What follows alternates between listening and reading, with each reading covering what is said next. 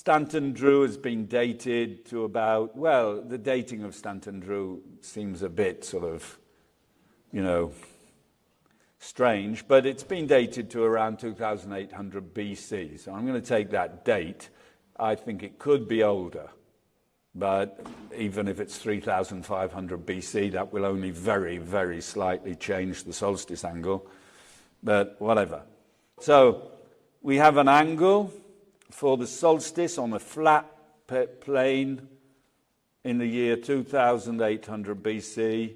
The first beam on flat ground from north will be 49.29 degrees. Okay, so that's at Stanton Drew. Here we have a photo. You can see the stones of the Great Circle. Here you can see them, they're rather small. You can see them there, look. Circles 1 and 2, and we're looking towards the north, so you can see that there are hills here. So solstice sunrise on flat ground is not what you should be looking for at Stanton Drew, because it's not flat ground for summer solstice. All right?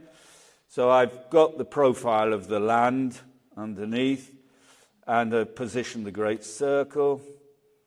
So the summer solstice sunrise will be delayed by the hills. It will rise a little later and a little further south than it would do if we were on flat land.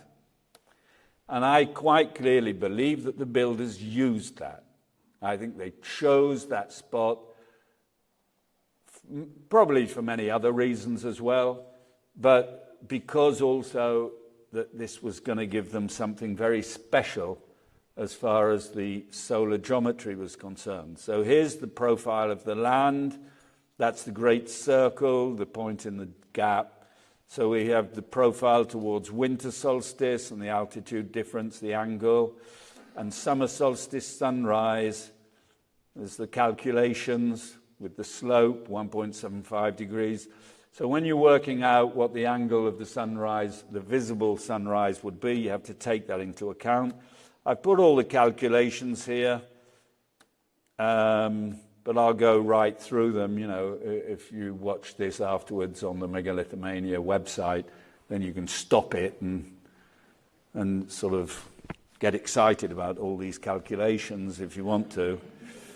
But it's just to show how it's done, And the conclusion is that the total sunrise offset, because of the hills, is 2.535 degrees. So we have to add that to the flat land angle, which is 49.296, and that gives us 51.831 degrees, very, very close to 51.84 degrees, which is the ATAN 14 over 11. It's the angle of a triangle, which would have 11 on one side and 11 on north-south and 14 east-west. All right?